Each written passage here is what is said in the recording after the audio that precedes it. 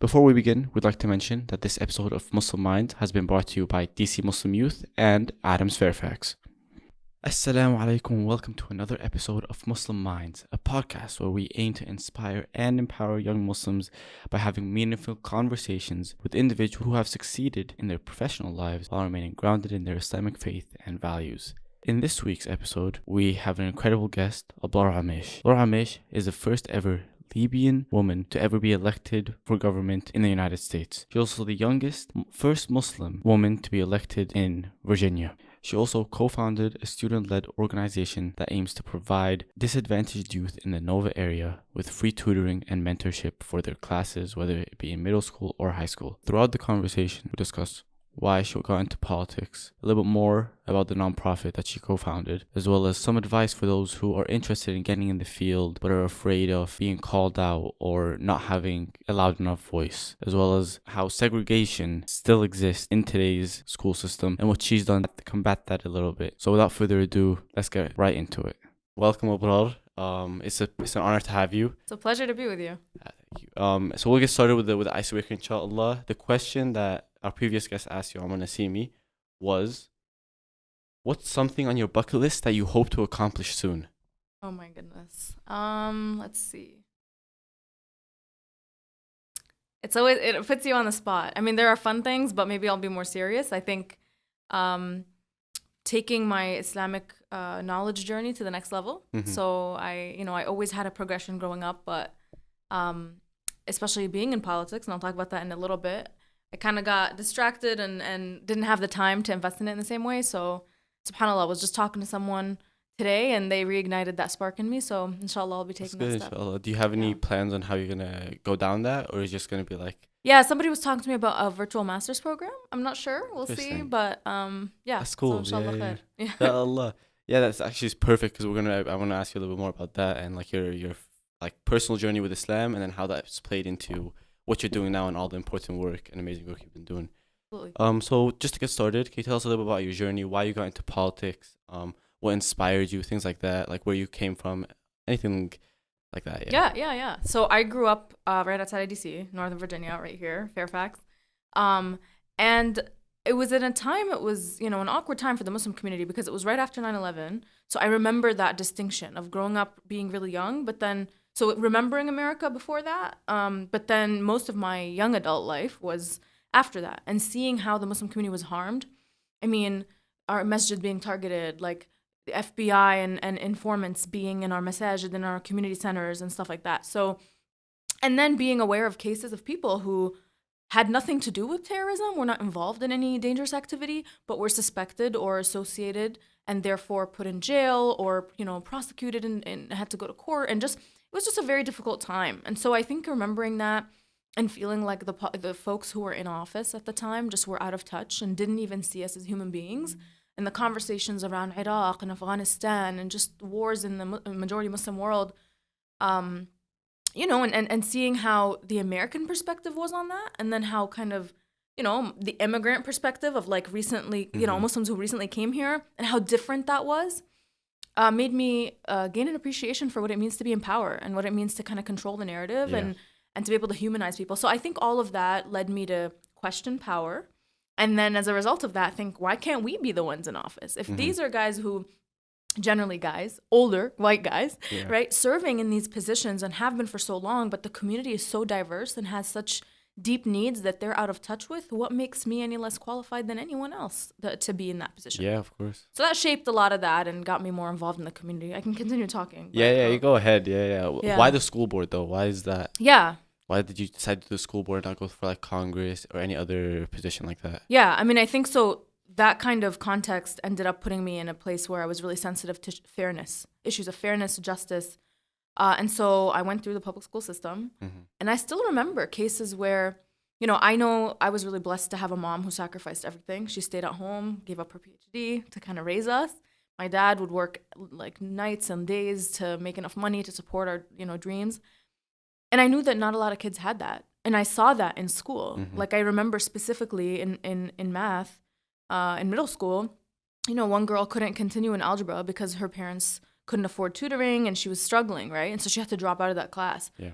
Or a special needs kid who he got suspended for a week and he didn't even know what he did. He like touched a girl or something and he didn't even understand why that was inappropriate. And it was just case after case where I'm like, if I was that kid's parent, or if the principal or somebody was that kid's parent, would they have been treated that way?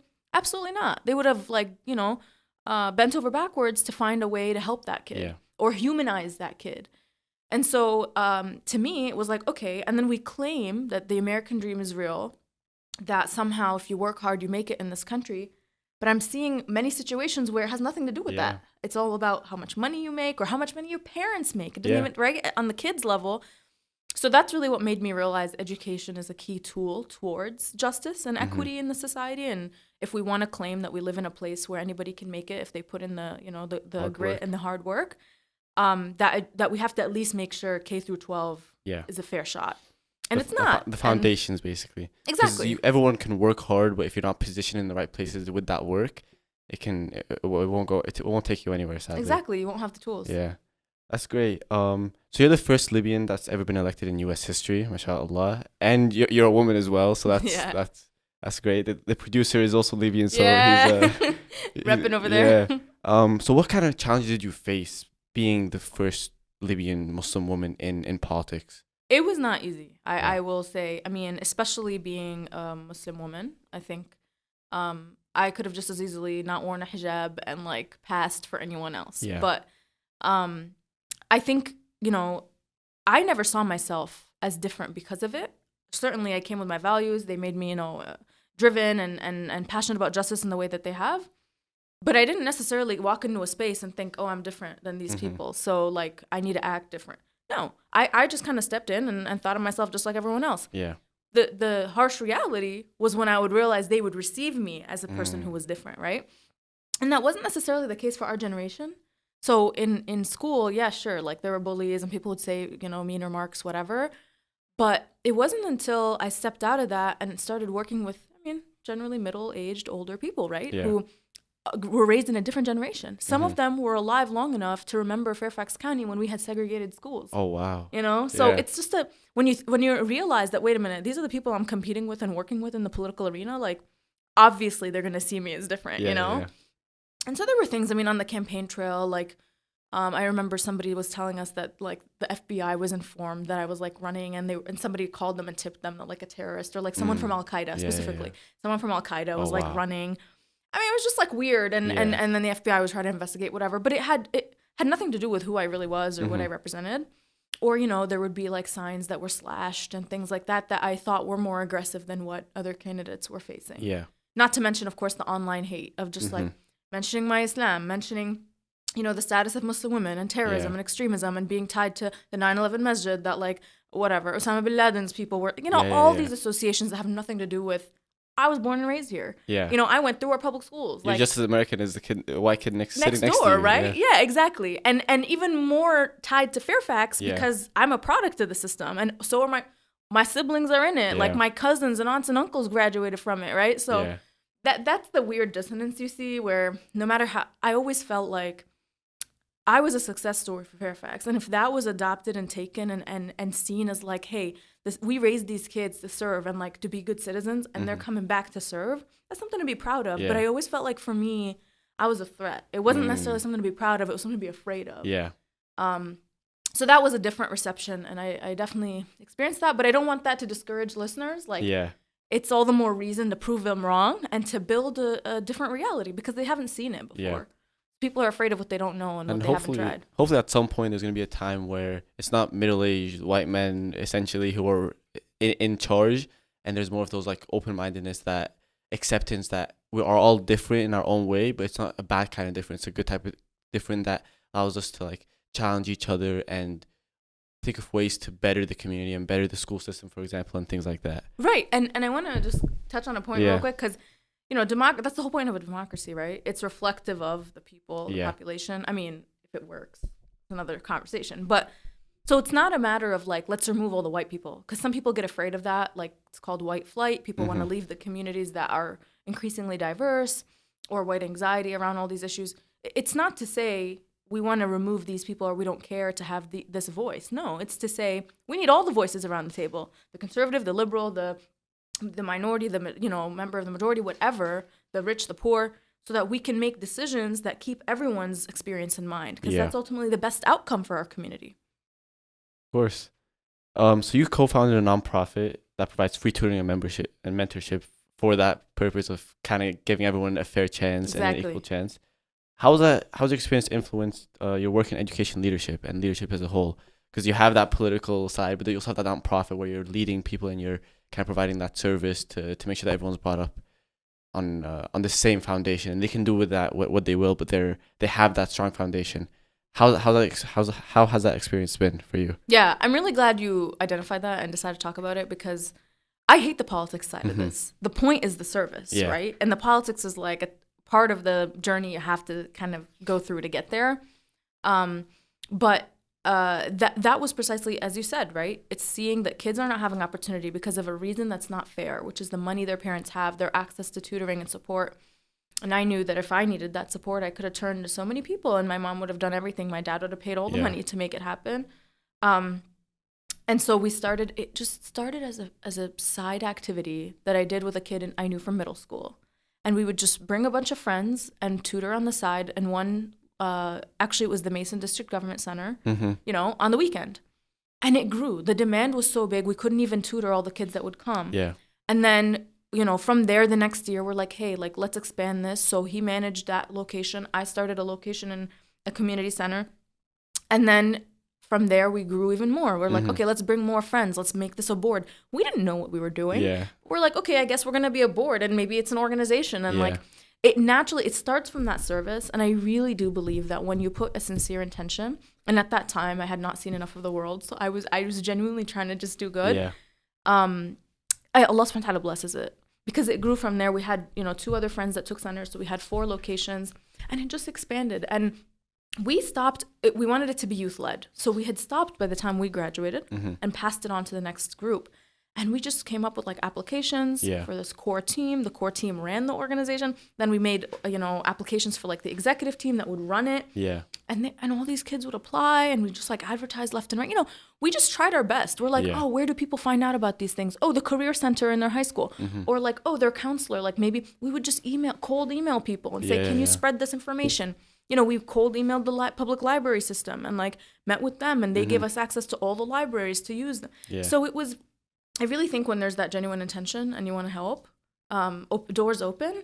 And now, I went off to college, I started working and all that, and I came back, and now we have 20 locations. I didn't start the 20 locations, but it itself, but because of the foundations we put, grew, and a new cycle of students every year build on it. Yeah. So, and that, to your point, opened my eyes to just the extent of the need, how diverse our community is, and how diverse the needs are, and how out of touch our leaders are.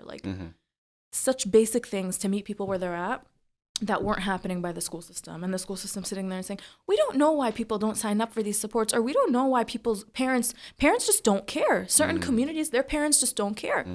Meanwhile, these parents don't speak English, or these parents just don't know how to navigate the system, and they're not being brought in or met where they're at, right? And so that motivated me even more, kind of along the themes of what I was talking about before, where you have these people in power who just don't understand the community, are too arrogant to care sometimes, or whatever it might be, but they're out of touch. And I wanted to bring that lens and perspective and try to humanize every, member of the community. That actually answers my next question perfectly, because I was going to ask what motivates you to keep going and continue, whether it's with your political or with the organization. I think we know why you continue with the organization. For the politics aspect, what's always on your mind? It's I have to keep working. I can't step down. I can't back off. This I'm needed here. What kind of keeps that fire in you going? Yeah. I feel at sometimes with anything and anyone, there comes a time it's what I'm doing isn't enough, and it doesn't feel like it's making an impact. What do you tell yourself in those moments where it's you need something to re-energize you? What do you do in those situations? If you're enjoying Muslim Mind so far and you haven't already, make sure you hit that subscribe, whether it be on Spotify, Apple Podcasts, or any other platform you're listening to. Take a moment to subscribe. We'll remind you when we upload episodes so you never miss an episode of Muslim Minds again. So take a moment, hit that subscribe, and let's get right back into the episode. Yeah, I mean, definitely those moments come all the time, of thinking for even my own mental health sometimes. I'm this is destroying me. What is the use of this? But I realized just how important certain lenses and perspectives are in the conversations we're having. So, for example, when we had a conversation about advanced academics, right? Kids take a test in second grade, they get into this program, and they're considered like smarter than everyone else until high school. Everyone was like, oh yeah, like we should, look into why the test is racist and like we should open access to the test and all that. I'm like, yeah, cool. Why don't we just let people who want to take it? Like, why are we telling kids that say, I want to try this, the harder class? No. I just don't understand why we're limiting access like that, right? But some people are invested in it being this like elite group. They talk about the peer group of kids that are a part of that. And they want their kid to be with that peer group because they don't want them to interact with other kinds of kids. There are just all these undertones. And even if you look at the history of it, there's like a lot of racism that after segregation of like how they maintained soft segregation through that program. So just as that one example, I'm like, why am I the only person here talking about just opening it up? Yeah. So I realized through these conversations sometimes the importance of that lens. And there's a value add in focusing just on equity and inclusion. Nearly every conversation, all I have to say is, did we think about parents who don't speak English? Did we think about low-income people and what the barriers to access are going to be? Did we think about undocumented families who are going to be too afraid to interact with law enforcement or whatever it might be, right? And I thought this was obvious, but it's every conversation that it's missing. So that kind of value add is there. And on the toughest days, I'm reminded that like just my existence is some kind of resistance, right? Yeah. Because there was nobody that looked like me there before. There's never been, and in the near future, I don't know that there will Hopefully be. there will I be, really hope so, right? Like, I want to leave and I want to find the next person. But in all the layers of leadership, there's such a dearth of like representation. It's not even just Muslims. So in the county, we're just about 11% plus. In the school system, it's even more. After Spanish, Arabic is the most widely spoken language. Oh, wow. And within the top 10, we have Urdu, Farsi, like other Muslim majority languages. So the population is large. It's not that we're not there. Walk into any school, you'll see hijabis walking around, very obvious Muslim faces, But it's the same for the Hispanic community. They're a quarter of this county. We don't have a single person on our board. In the history, it's been limited. Yeah. Across the leadership too, like the senior leadership of the executive team and all that, right? Like the leadership, they call it leadership team.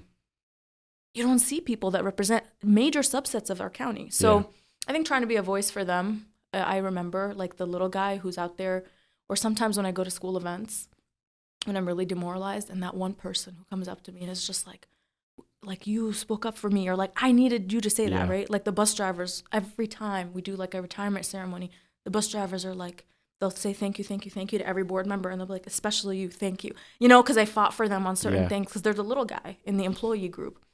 So I think those are pieces that remind me I'm not hearing the support necessarily from the loudest voices, because the loudest voices have always been the ones in power, and they're the ones that have kept people like me out, right? But those voices that need it the most, I know that they want me and they're like backing me. So I think that's always a good reminder. Yeah, I mean, honestly, when it comes to public service, it's not always about the loud voice, like you said. It's about the that one person that you're helping change. Even if it's one person for everything that you're doing, it's not one person, but you know that they're being helped, and you know that their life is being changed for the better, and that what you're doing has an impact. I think that, I don't want to say for most people, because it's very hard to find people who are doing it for, like, who will always stick it through, even if it's just one person that they're supporting. And the people kind of want that vanity and that sense of like importance, and the fact and the sense of that they're like doing something that's bigger than themselves. So people kind of get lost in that, and they get lost in the fame and in the money and all that type of stuff. And I think it's just important for everyone to like sometimes take a look back and be like, okay, this is why I'm doing it, and looking at those little guys and be like, this is why I'm here, this is why I'm doing it. And that kind of, it just brings you back, and kind of like, I don't want to say humbles you, but I feel like for some people it's a good way to like bring you back down. It's like when people get on their high horse and like, oh, and then they see those people that they're really helping, it kind of brings them down off that high horse. And so we've talked a lot about your professional life, but for your faith in your personal life, how have you been able to balance that? I know you said earlier that you want to go down a little bit more of that path, but how have you been able to balance that? And how does your faith play a role in your work? Yeah, it's integral. I would not have survived in this role. I would not even have gotten there, you know. I think there's always this connecting everything back to Allah subhanahu wa ta'ala. The sacrifice is worth it. Why? Because it's to please Allah subhanahu wa ta'ala, and He sees it. Like He sees the struggle when I'm the only one out there in the war, like as a Muslim by myself, you know. Or even for the social justice community, etc., that I know he's aware of it, and I'm doing it for him at the end of the day. And all I want is his pleasure as I try to serve his humanity, to serve him, right? So I think that's the core piece that is also so important to center. And I think it helps me get through the challenges of it too, because I'm like, okay, these are tests, right? Like when Allah subhanahu wa ta'ala, when, you know, I remember for saying the right thing, right? Like speaking up for the Palestinian people. I still get flack for that. I'm still dealing with the repercussions of that statement. That was last year's. That was 2 years ago. 2 years ago, yeah. I remember seeing that, and I was like, "Oh, these people aren't happy about this." And it's like, why? It's like this person just voicing their opinion, like you would voice your opinion, but it's like, it's only right when you're doing it for things that they agree with, and it's the mainstream. Yeah, it's the voices that have always been there. Do you want to just be another speaker in the echo chamber, or do you want to make a difference? Yeah, because everybody running, including like, you know, liberals and people who end up changing later, they end up saying, we want to challenge the status quo. We want to bring change and positive, you know, okay. And then when you get there, what are you doing? You're just repeating the status quo because it's too dangerous, too painful, too scary to challenge it when you're there, because there are forces that have been in control and have maintained the status quo that will make you hurt for it. Yeah. So in those moments, I think of the examples from the Prophet ﷺ's time. I'm like, you know what? The Muslims were outnumbered in Badr. Right? Allah subhanahu wa ta'ala sent angels to fight with them. All right, God sent me angels. Like that's seriously. And you think of all these cases where the sacrifices people made to maintain the da'wah, Bilal, Ahadun Ahad, like under a stone in the blazing sun, right? Like all because he believed. I mean, the level of ignorance that he had to put up with, I think about that. And I'm like, you know what? But then how did the Prophet respond to that? Allahumma hadi qawmi fa innahum la ya'lamun. Oh Allah, guide my people because they don't know. Like a place of compassion. So that also grounds me, because you know, okay, as Muslims, we're like Democrat, Republican, like where do you fit? And sometimes, to be honest with you, we don't really fit in either. But then you're like, okay, at least the Democrats don't want to chop my head off. And, you know, that like there are some things we can agree on. And so then being a part of that, you realize that, that a lot of that social justice, race politics, stuff like that is driven by anger, right? It's like, okay, this is how you treated us. We're gonna take it back, or we're gonna, right? But then I go back to the tradition and I'm like, you know what? The Prophet ﷺ led through compassion, even with the disbelievers, even with the haters and the people who were trying to kill him, right? Like Ta'if. Ta'if was a perfect example of that. They threw him, kicked him out of the town, throwing stones, like little kids throwing stones at him. And he prayed for their guidance. He didn't want to destroy the people, right? He had the option of bringing the two mountains on them. But exactly. He chose not to, right? Because maybe someone in their progeny will be guided. Yeah. And now it's a very beautiful city there. There's a lot of greenery, and it's just it's very nice there, blessed with guidance, right? So I think that that's something grounding too, to go back to in these moments amidst the chaos. I really think this is what Islam gives us. In all the chaos and all the confusion and the crazy, clarity. Like, why are we here? What is our goal? What is our goal always going to be, no matter what the time and place, no matter what the pressures are? And what is truth? Like, we have to be truth tellers, people who fight for justice based on truth, you know? So I think that that's been an extremely important part. And I credit, like, you know, my parents, the community, what's been built to be able to, like, raise me in a way that I have some, you know, tools and things to lean on. But no doubt it's a journey. And you know, at some point you get depleted and you have to feed it again. Like, there are moments where I really had to pull back, spiritually censor myself, gain the guidance of advisors, like, you know, imams in the area, or like people who've been in politics but maybe weren't in elected office but care a lot about their faith and all that. Like, I've sought guidance from, to try to make sure that, you know, I'm not losing that clarity, because I'm in a mess. Like, politics pulls you left and right, you know? Of course. What advice would you give someone who wants to get into politics, who wants to make a change, but is like afraid of doing it because they feel like they're going to be singled out and things like that? Because I think that for a lot of people, people don't want to speak out because they don't want to be the only person speaking out for what they believe in. And they're afraid that they're not going to be the loudest voice, because the loudest voice is usually the lesser voices, and the majority of the voice is usually the quieter voice. But everyone thinks it's the opposite, where that louder voice, there's a lot of support behind them. But it really is that people who aren't saying anything, who really do have all the support, they're just afraid of saying it because they don't want the repercussions. They don't want to kind of challenge the status quo. They don't want to, they don't want to challenge the status quo. What advice do you have for someone who wants to get into politics and and kind of is too afraid. Yeah.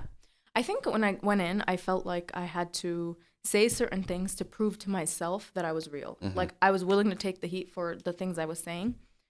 But I think that can teeter on like sabotaging your potential too. Yeah. And so my advice, I guess, a lot of the preparation, well, in order to say the thing you want to say, it takes preparation. Mhm. And I don't just mean for yourself. I think rooting yourself and really grounding yourself, finding the right mentors that you can like stay in touch with throughout that journey, the friends who are going to be like, yo, what's going on with you? Like, you've changed. Why are you such a hothead now? Right? Like, that is essential so that they've known you before and they'll see you through and like remind you, and that you have some grounding to stand on in your own faith and belief, so that you're not with an intention of doing good, actually doing worse, because you're like not representing properly. And there have been people like that, right?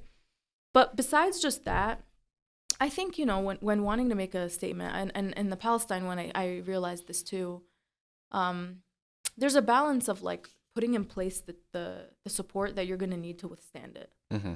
So for example, rather than that just being something in the moment where I was like really upset about what's going on, everybody was talking about it in Eid Khutbah because of what's happening, right? Eid with Palestine was the thing. I just want to say that. And I'm like, you know what? I know I'm going to face flack for this, but I'm going to say it anyway. Yeah. Maybe instead of that, I could have at least tipped a few people to be like, hey, I'm going to need support because I'm about to say something. Yeah. So let's like line that up, right? So that in the future board meeting, I could have people lined up ready to come speak in support of that.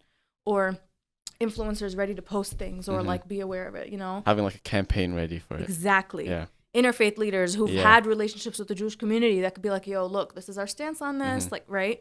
So exactly your point. Kind of like a mini campaign behind the scenes before I ever even do that.